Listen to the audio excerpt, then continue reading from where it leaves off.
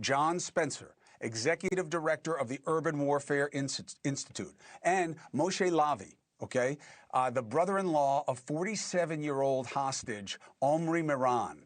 And he was taken from one of the kibbutzim on October 7th. Remember, the people in those places were the most pro-better relations. The people who lived that close to the border, especially on the kibbutzim, they were the most pro-Palestinian people you would find in Israel.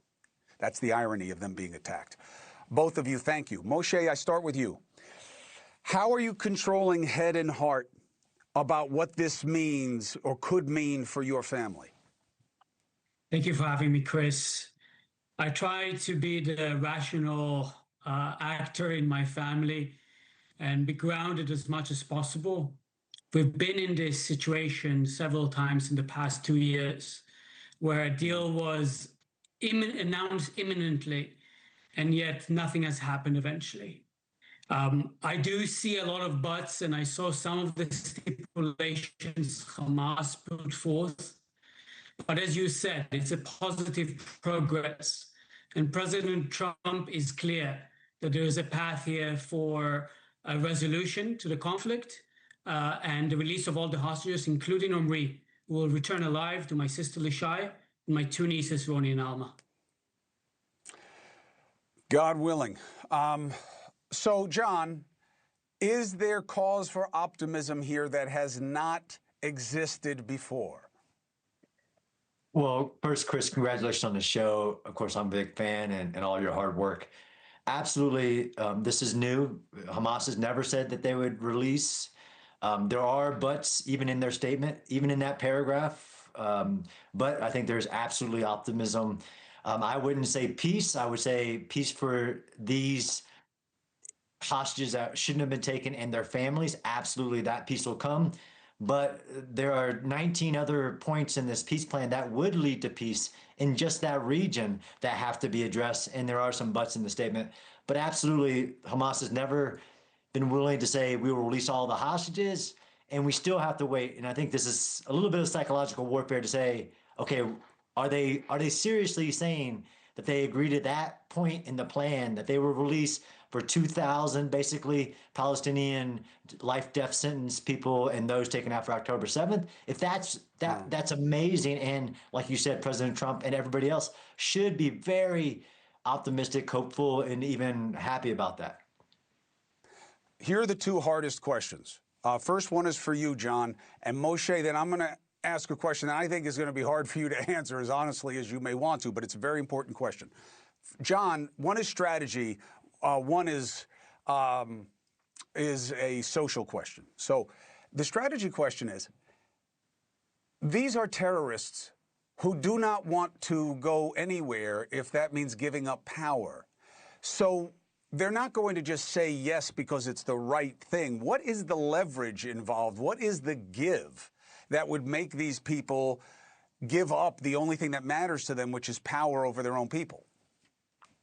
I think that for the first time, this plan addressed that, right? So war is a contest of will, and you're right. These are irreconcilable individuals. And that's why the number one point in President Trump's plan is that the Gaza Strip must be de-radicalized and demilitarized. And you're right. It's going to be to say that these people would just give that up, but they've been offered exile. I think the difference here in the way it is reasonable to think that it is possible is because, unlike any other plan, you had all of these Arab and Muslim majority countries sign up and be saying, absolutely, that must happen for there to be peace. You know, even this technocratic thing that the Hamas put into this yes that it did, that they're willing to give up power of governance, but they want to basically infer they want the Hezbollah model where they maintain an army and weapons and everything. It isn't peace, and that's not what the agreement says. It's not what the Qataris, Egyptians, UAE, Turkey agreed to. Well, because we saw what happened with Hezbollah.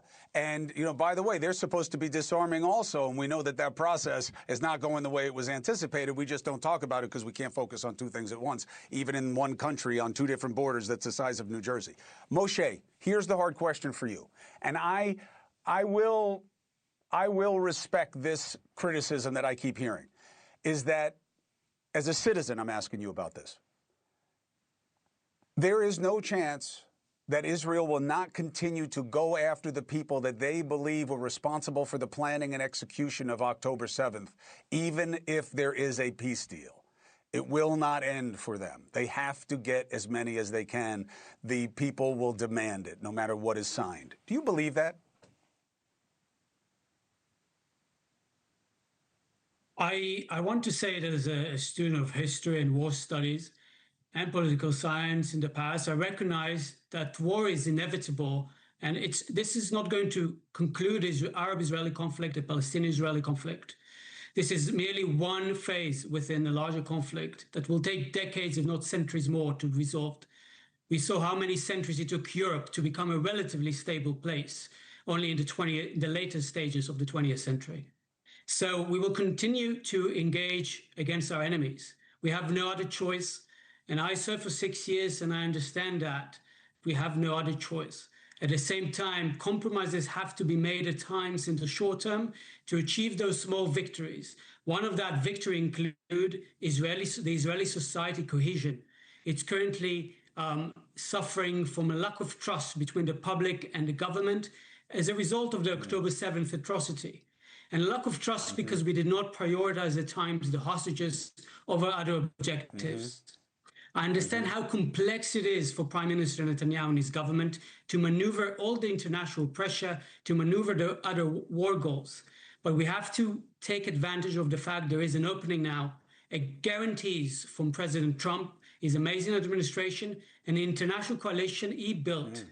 And those guarantees will allow us to continue prepare for the threats ahead and bring home all the hostages, including Omri. This is not the end of the conflict, but hopefully we can lay foundations for a better future for both Israelis and Palestinians.